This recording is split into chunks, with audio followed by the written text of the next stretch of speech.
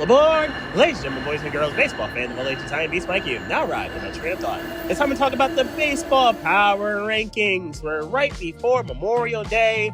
Let's not waste any more time. And there's going to be predictions of both conference finals, NBA and NHL, kind of sprinkled in with some teams. So follow along if you want to hear the predictions for both of them. I will also predict tonight's Game 7 between the Canadiens and the Sabres. You'll find that somewhere in these power rankings. But again, follow along. Let's get to business with the Eurostar Zombie Tier. LA Angels, penthouse and outhouse. That's kind of what they saw this week, and really this weekend, when they played the Dodgers. You can guess where the Angels fit here. Now, obviously, this year's Dodgers don't quite fit the penthouse description, but they are the two-time defending champions, and they put the Angels in their place, which is last. And they swept the Angels without, to be honest, not much of a fight, to be really frank about it. The Dodgers kind of handled the Angels with relative ease this entire weekend, and really this entire week, the Angels were straight up miserable for the most part. They got swept by both the Guardians and the Dodgers, and it was pretty miserable in all counts. So yeah, you kind of get the idea here. It was 31-3 beat down. You could think the Rams destroyed the Chargers like that. And yeah, that's kind of what we saw here over those three games. Colorado, peaks and valleys. Similar to the Angels, and you can kind of argue in this case, it's the Avalanche and it's the Rockies here. When it comes to the Avalanche, they have been the best hockey team the entire season, and I think they're going to beat the Golden Knights in 6 games. I think it'll be a fun 6-game series, but the Avalanche, I think, are better than the Golden Knights are, and we'll head back to the Stanley Cup Finals for the first time in 5 years, or 4 years, I should say.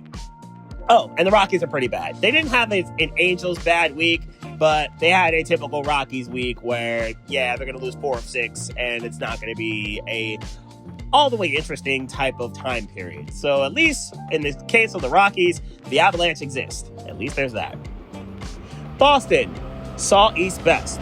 They saw the National League East best for 6 games, and they only won 2 of them. It was not great for the Red Sox. And in truth, they only won 1 of them against the Phillies because they caught Ryan Kerkering at the wrong time and he was able to surrendered a home run, and Aroldis Chapman basically said this game is over, and he acted like it.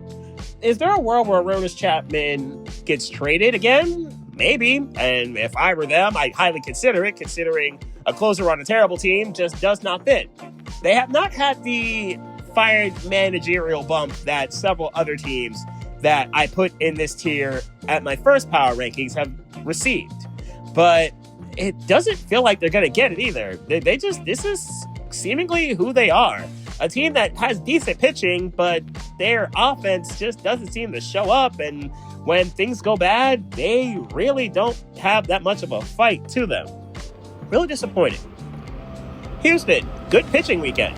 That's what we saw from the Astros here. And it's kind of weird to say that considering the Astros pitching has been so awful this weekend. But against the Rangers, they won 2 of 3. And in the 2 wins, they look good. They actually were very productive and only gave up a handful of runs.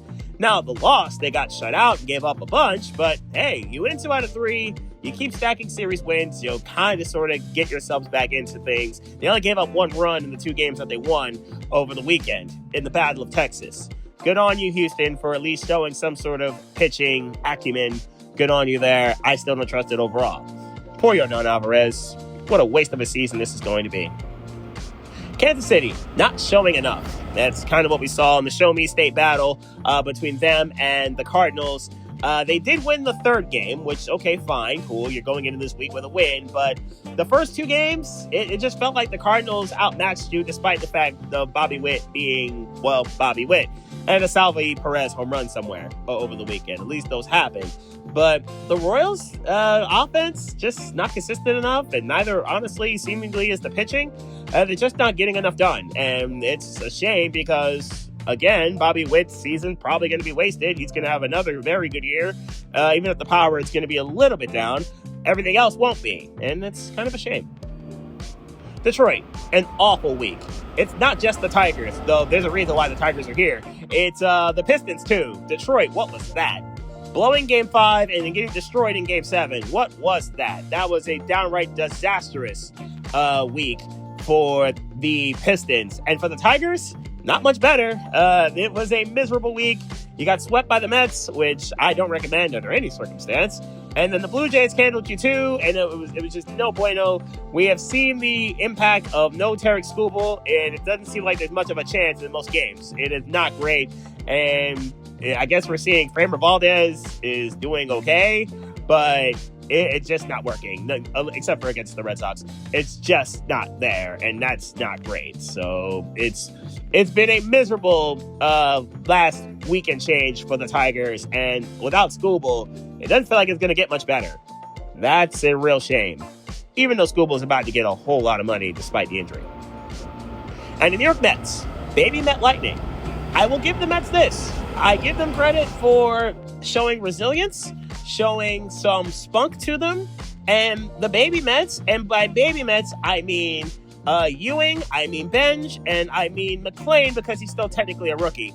The three of them are handling theirs, especially the two hitters. They have come up, and Benj at the start of the year, and Ewing last couple of weeks ago, they've come up and they have shown some energy and some juice, and that's a team that desperately needed it. Yes, the injuries have happened. With Soto, who was out for a while, he just came back, he's been okay. Lindor's been out for a while. Polanco's out. Robert is out. Bichette might as well be out because he's been a ghost in the offensive equation, and then the occasional error that's got people laughing and joking about the medic. At least that's been a thing.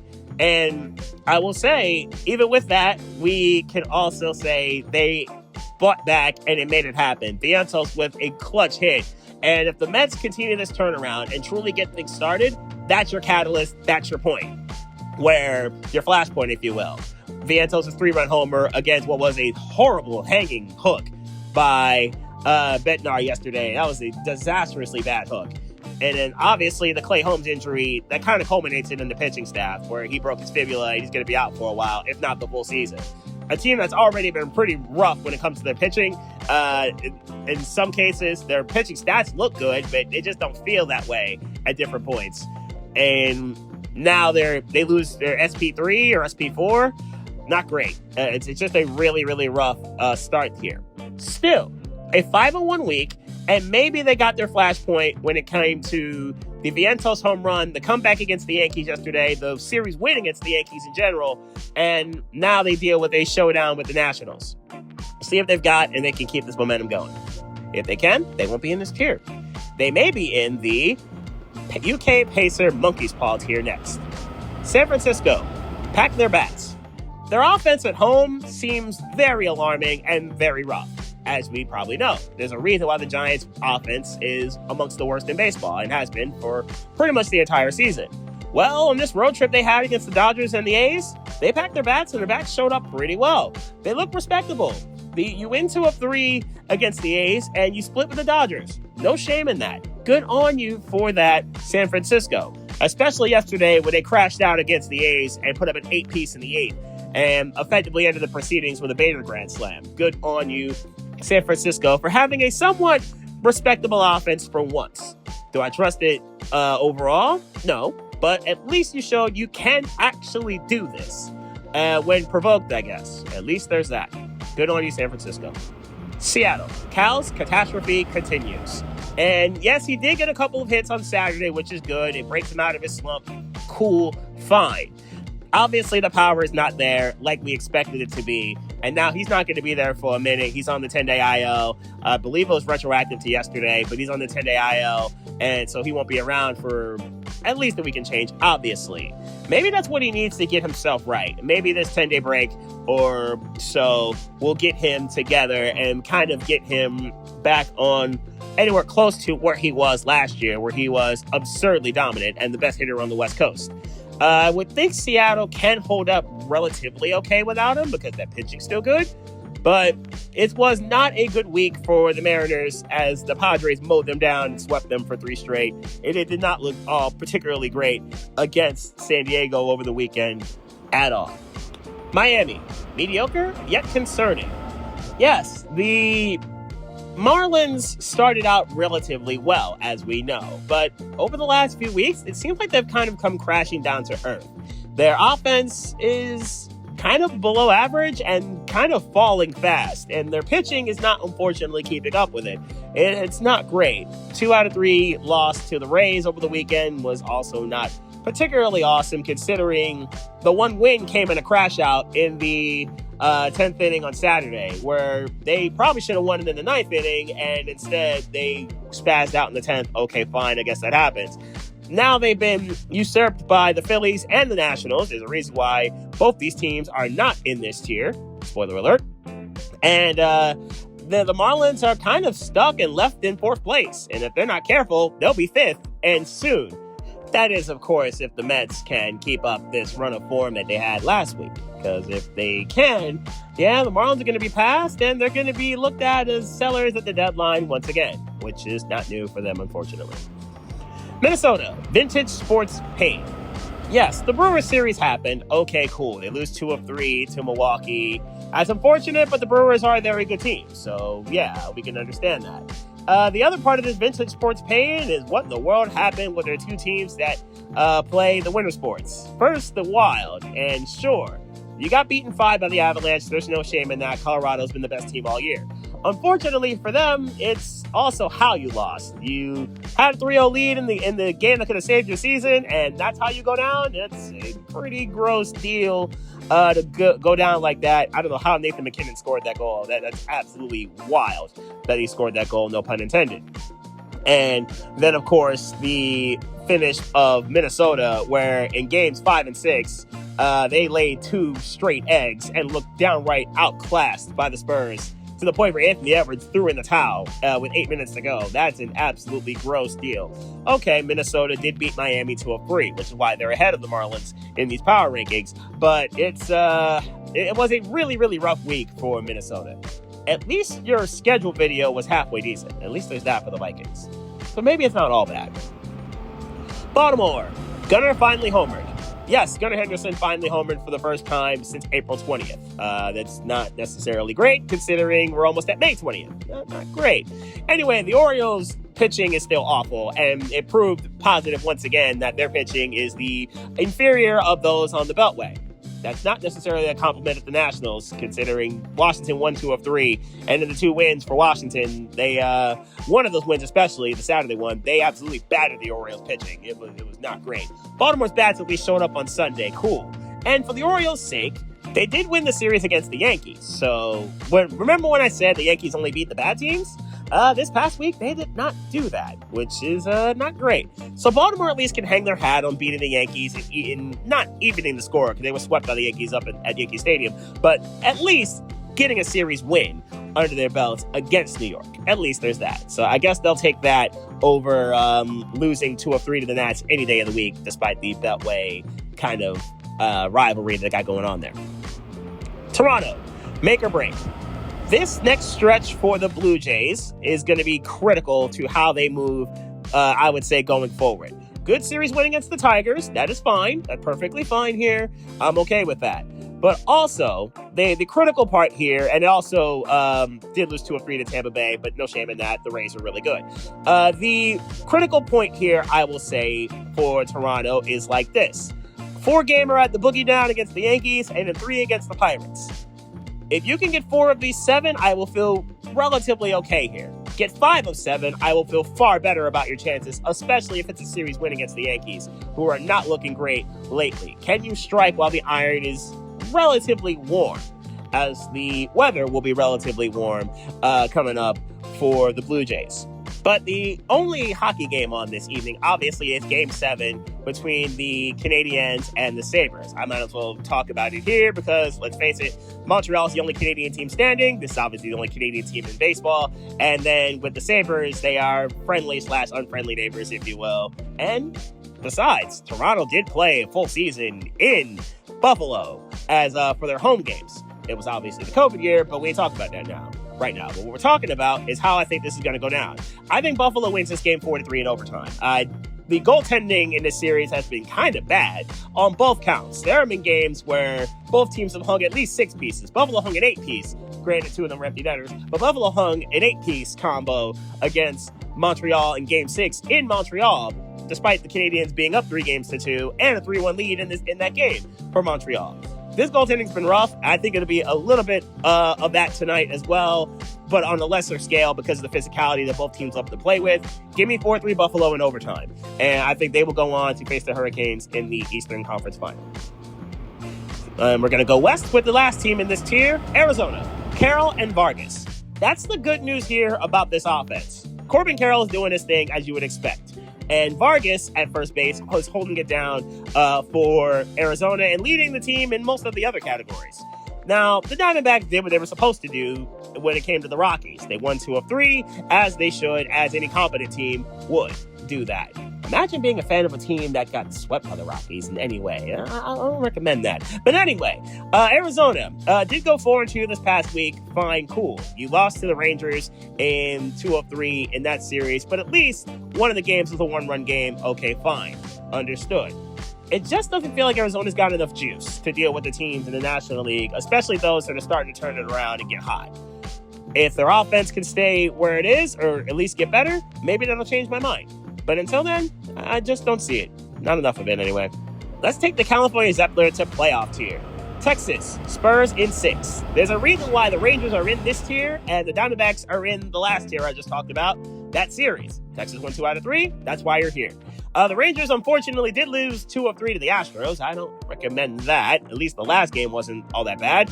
And cool. Okay, fine. But we're here for the Western Conference Finals between the Spurs and the Thunder. And what I think is going to be the NBA Finals, to be honest, because I think both teams are beating the Knicks or the Cavaliers, and more on that later, in the NBA Finals, regardless of who comes out. How I think this Spurs series is going to go is pretty simple. I think SGA, though he wins the MVP and he's going to get his trophy tonight, 2nd straight year, I think Wemby comes out in vengeful mode. Spurs win Game 1. And the whole rest versus rust thing, I don't think that'll necessarily hurt the Thunder. But I think San Antonio, who has played pretty well against OKC for a lot of this year, I think takes care of business and wins Game 1. I do think Oklahoma City wins Game 2. I think the Spurs will win pretty much all the home games from here on. I think they'll win Games 3 and 4. OKC has that, we're not going to go down like this, and we're not going to go down at home type of game 5, and then San Antonio puts them away in Game 6. So that's how I think this is going to go. Spurs will win in 6 games. As for the Rangers, the same concerns are still here when it comes to Texas. The offense is still, well, not all that great. I do trust this pitching when it comes to how they get down, especially with their bullpen. I do trust them on the mound. I just don't trust this offense enough for now. Maybe they can fix it. Maybe they can get better. But overall, until then, I just don't see enough for the Rangers. I mean, you're 3rd from the bottom in terms of runs scored. That's saying a lot, even though you're 4th in runs against. Like I said, I trust the pitching. I don't trust the offense enough.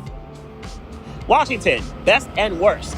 So I talked about how the Rangers are the 3rd from the bottom in terms of the run scoring and the 4th from the top when it comes to runs against. Well, the Nationals are the opposite of that, and more so. How so? Let's talk about it. The good news for them is that they have the best offense in baseball. Matter of fact, their offense is actually pretty much hovering around where they were in 2019 when they had an entirely different cast, and then they sold their soul to the devil to win the World Series that year. You notice why the Nats haven't been any good any since. Here's the bad news for Washington, though. That pitching is still awful, and officially now is the worst in baseball when it comes to giving up runs. And that bullpen's never been good, but the starters are also not very great at all. And it's a miracle that they really looked good in the 2 games against Baltimore up until yesterday, and then the Orioles basically beat them over the head with bats. It was not great. This will be a very interesting series to me coming up when it comes to the Nationals and the Mets, where which wins out? The Mets have had a terrible offense for most of this year, but their pitching's generally good. Meanwhile, the Nats are basically the exact opposite of that. Really good offense, terrible pitching. I want to see which wins out here, and that'll be a really fun 4-game series between these 2 teams. And if either can show and win 3 of 4, all right, all the better. Good stuff here. I want to see how this works. Cincinnati, excellence from Burns.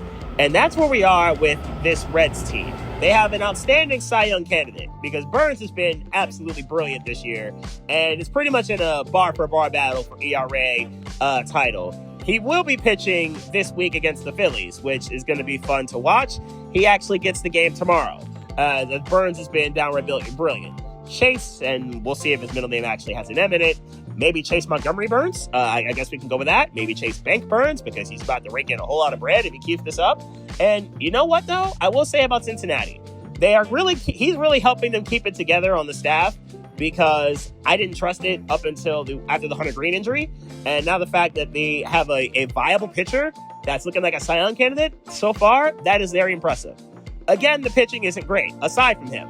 But at the very least, they have a guy who can anchor and be an ace. Can he hold it together enough and show that this is not a fluke against while the Hunter Green injury heals itself and maybe Green's back after the All-Star break? If so, he and Green could be a really good duo. That offense does need to show up a little bit more, though. Pittsburgh, second in Pennsylvania, which is the truth. They have proven themselves to, thus far anyway, as they had a very good start to the season, but have kind of sort of come back to earth and back to being mediocre, which in a division where there is no bad team in it is not great. The offense doesn't seem to be consistent enough, and when the pitching isn't at its very best, it is a very alarming situation. We saw this, for example, this past weekend. They played the next team on this power ranking and got mowed down over the last 18 and 2/3 innings. They were 18 and the third innings, I should say. And they were absolutely destroyed pretty much since they put up a bunch of runs against Aaron Nola. After that, it was a pretty ugly week for the Pirates offense, where they got nothing done and got pretty much mowed down. This includes Paul Skeens, who got cooked, and now his ERA is no longer microscopic. It was not a great situation. Sure, you won 2 out of 3 against Colorado, but to kind of get mowed down by the team I'm about to talk about is not great. And that team I'm going to talk about is on the superior side of Pennsylvania, Philadelphia. Christopher Sanchez dominance. There's a reason why I said Chris Sanchez is the best pitcher in the National League this year. He did not let me down. He won Pitcher of the Week last week and continues his dominance. He's almost at 30 innings in a row without giving up a run. That's a CGS in there yesterday or Saturday, I should say, where he was absolutely dominant. And almost going bar for bar with him was Zach Wheeler, who has been incredible since he's come back from his injury with the blood clots and everything else that he had to deal with at the end of last year. Wheeler's back to his dominant self. So it's probably the best 1-2 punch in baseball, or at least in the National League thus far, although Atlanta's got something to say about it. It's one of the best 1-2 punches in the game as of this moment. They have been dominant.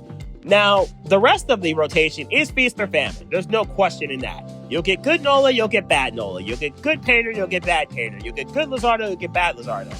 If any two of them are good for any series that doesn't have Sanchez or Wheeler, they're probably in trouble with the way the bats are doing their thing right now. Schwarber can't be stopped. Harper's handling his. And they're getting very good production from Marsh. And then occasionally everyone else kind of gets in where they fit it. We'll see if the Phillies can keep it going. Chicago White Sox, cinematic finish. That was as fun of a series as you'll probably see this year between the Cubs and the White Sox in the Crosstown Classic on the South Side. That was as fun of a series. Okay, cool. The Cubs won game 1. It was relatively easy, but there was a lot of fireworks. And then game 2, there were a lot of actual fireworks as the White Sox bats showed up and bludgeoned the Cubs. It was not great. And then, for at least the White Sox, for the Cubs anyway. And then game 3 was absolute cinema. A straight up classic, and one of the, I would say, 5 to 10 best games of the year. I think that's what we're going to get out of this. That's how fun this game was. It's 4-all in the bottom of the 8th. Then the White Sox hit a 3-run homer, and okay, it's 7-4. All the White Sox had to do was hold this lead down. Michael Conforto had other plans. He hits a 3-run homer to match the 3-run homer that the White Sox hit. It's 7-all. We're going to the extra innings because the Cubs bullpen got out of the situation they were in. Huge jam avoided by the Cubbies, who then score in the top of the 10th inning. Okay, 8-7 Chicago Cubs. And cool, we're good here. But then the White Sox had other plans. Walk-off bomb, White Sox win, Cubs fans are wiggaming, the Cubs pitcher on the mound is wiggamed. It is a bad look for the Cubs to lose the way they did. But for the White Sox, as signature of a win as they've had in years, a great work by Chicago, and Murakami has been absolutely outstanding thus far, and easily is going to be Rookie of the Year as of this moment in time. And will probably retain that for the rest of the season with the way he's hitting. He's probably hitting 40 bombs, so the way he's rolling this year. Cleveland, a signature week. Never mind the fact that the Guardians proved themselves to be the superior team in Ohio thus far, but the Cavaliers coming to Detroit and handling them in Game 7 the way they did, and the 25 buses that pulled up at Little Caesars Arena to watch the Cavaliers destroy the Pistons is incredibly impressive work. So I would argue, in both cases, it was as great of a week as you can get. Yeah, they did win 2 out of 3 against the Reds. Great work there. The Sunday game probably being the signature, as they hit 5 bombs and were absolutely relentless at the plate. Jose Ramirez only hitting 1 of them, which is impressive stuff to watch, but it was absolutely relentless work by the Guardians. I actually don't want to shorten them. They actually hit 6 bombs. It was actually 6, so it was not 5. The point of it is a very good week for the Guardians to show their superiority in Ohio and also sweep the Angels, but those should be free wins as they get to handle that. This is going to be a pretty interesting week for Cleveland in a sense of they get Detroit again, but this time on the baseball field. And then also they will come to Philly and play a really hot Phillies team. Can they deal with this, and can they go 3-3, maybe even 4-2? Well, I guess we'll see what happens. Both Ohio teams, spoiler alert, play the Phillies this week, so we'll see what happens at Citizens Bank Park, because all 6 games are going to be in Philly. And the New York Yankees, nicks and bruises. This was a brutal week for the Yankees in a sense of, okay, you're supposed to beat the bad teams, right? You've done excellent against them. Well, you also went 2-4 against the Orioles and the Mets. This was not a great week for the Yankees, and maybe they're siphoning their kind of power and energy towards the Knicks. I guess maybe we can go there. Speaking of which, let's talk about it. Eastern Conference Finals. Knicks versus the Cavaliers. And for the Knicks' sake, they have not been challenged over the last 6 games. Their shooting has been ridiculous. They have bludgeoned the Hawks for 2 and the Sixers for 4. Well, 3 of the 4, because game 2 was competitive. But 3 of the 4 games, and effectively had 4 straight home games against the Sixers. No bueno. And maybe you could argue 6 straight home games, because Knicks fans absolutely pulled up in Atlanta for Game 6. There's not been a great run of form for opponents of New York over the last couple weeks. So how do I see this series going on in the Eastern Conference Finals? Everything in me wants to think, okay, Cleveland's learned their lesson. Mobley and Allen are going to be a bit more physical. Donovan Mitchell is going to continue his great play. James Harden, I guess, will show up. I don't know. He really didn't show up in Game 7 last night. He didn't have to, because Donovan Mitchell and the 2 bigs I just mentioned took care of business and pretty much bullied Detroit, which is saying something, because no team really bullied Detroit unless you were an elite team. The Knicks have played like an elite team thus far, and I think that will remain. Give me Knicks in 7. I think the Knicks are going to beat the Cavaliers in a really good 7-game series. A little bit too much Brunson. I think he'll be the best player in this series, and I think the Knicks will take care of business. How do I think this will go down? I think both teams are going to split the first 4 games, each winning on the other's home court. I will say Cleveland wins Game 1. I will say the Knicks win Game 4. And I think we'll get to games 5 through 7. I think it'll be straight up home for 5 through 7. That's how the Knicks win in 7. And we'll go on to the NBA Finals for the first time since 1999. And to kind of circle back and finish this up with the Yankees, I want to see the Yankees kind of get back on their feet here. A critical series coming up against Toronto, and an even more so critical series coming up against the Tampa Bay Rays. Can you get 4 or 5 of 7 against these 2 teams, and especially catch up with Tampa? That's going to be the major story for the Bronx Bombers.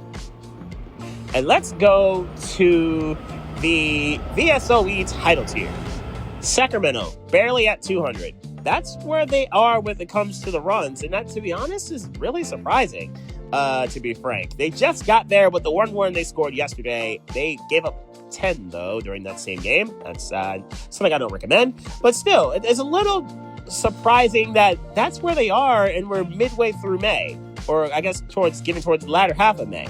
Still, this A's team seems to, when they score them, they put them in bunches, and that's kind of why they are where they are currently, at the top of a, I would say, mediocre AL West, but they're leading it. So, okay, fine. That works.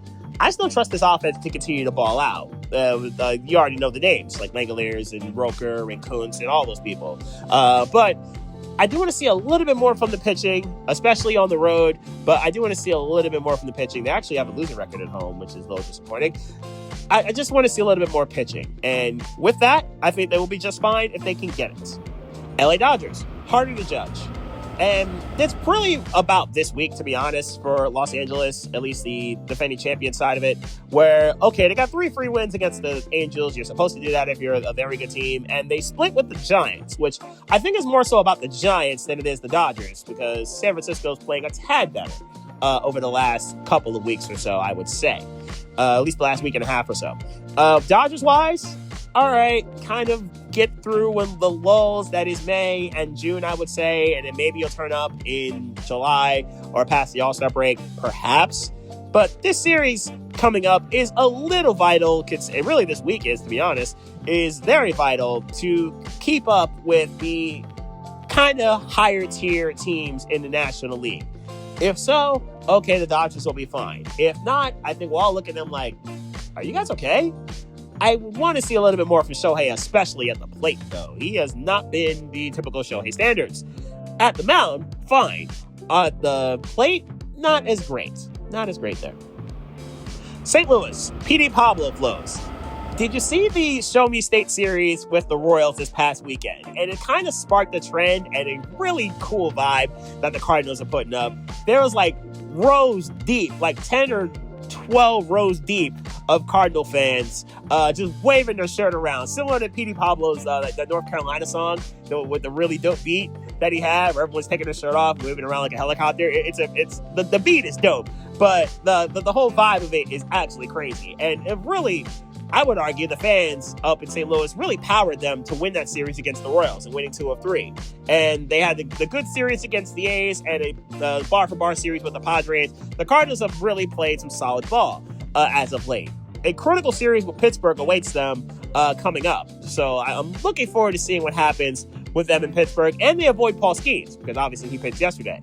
It's a showdown with the Pirates for 3, and then the Reds for 3 more. And then another 3 with the Brewers, and then another 3 with the Cubs, how they close out the rest of this month. Can the Cardinals, of those 12 games, get 8 of them? If so, the Cardinals will be in real good shape. San Diego, strike right now. That's where we are with the Padres. You're bar for bar with the Dodgers right now. Cool. Your run of form, pretty decent, despite the power outage by Fernando Tatis Jr. Okay, understood. Still, a solid week for San Diego. They took care of their business like they were supposed to against a Seattle team that's struggling, and they were able to come into this Dodgers series with a bunch of momentum. The Dodgers, we don't quite know what they could be yet. Sure. And yes, they did lose 2 out of 3 to the Brewers. Okay, fine, no shame in that. There's a reason why I haven't mentioned Milwaukee yet. But San Diego, what you got? Are you capable of beating Big Brother to the North?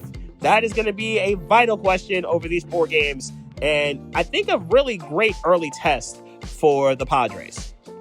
Speaking of the Brewers, they're next. Small ball kings.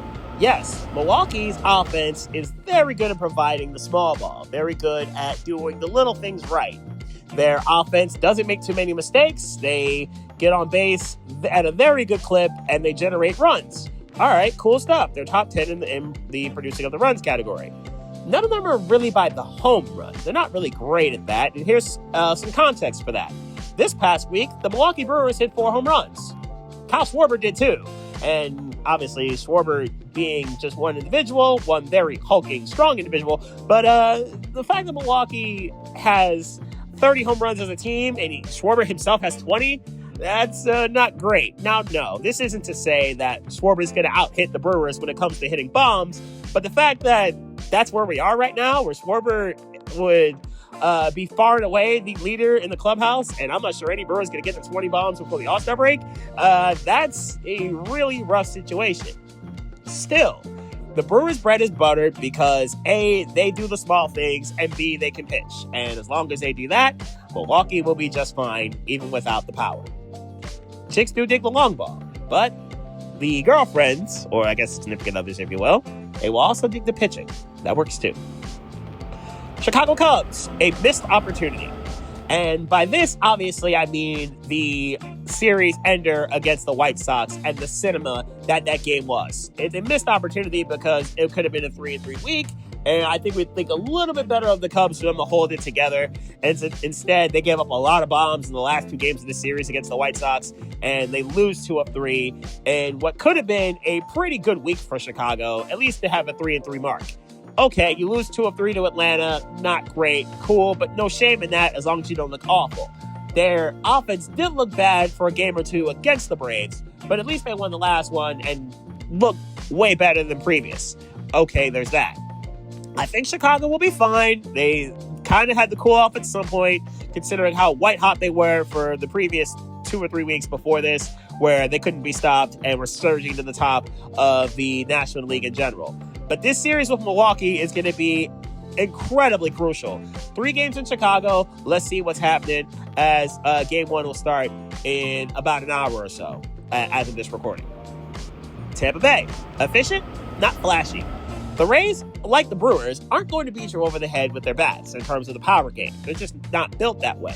But what they do is the small things. They pitch well, and they hit for a pretty good average. They are 3rd in the league in average, and the best in the American League at this. They will also hit you with the quality runs. They just do the small things productively with their armada of talent. They're just not bad at it. They can be a little bit better with actually producing runs, but they're efficient, and that's a relatively solid thing to have. I would like to see a little bit more power from Caminero and company, but that may come as the weather gets a little bit warmer and they play their road games outside of the Trop. Okay, fine. But the pitching is holding it down, and as long as it does, and as long as they can keep the Yankees at bay, if you will, I think they will be just fine. Showdown series with the Yankees later this week. That's going to be a really fun series to pay attention to, and really could kind of help tell who is where in the American League East. But Atlanta remains number 1. Tampa, butt flashy. The Braves are really good at this whole doing a lot of stuff great thing. They pitch well, they hit well, but they also hit home runs, which is not great for anyone else who has to deal with them.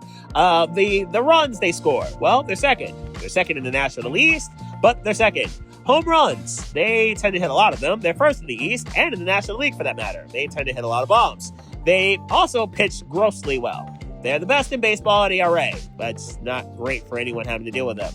They get their strikeouts to a respectable clip. They're top 10 in that. Actually, fun fact, the Phillies are first, the Mets are third. So they're actually third in their own division in terms of getting strikeouts. Kind of wild.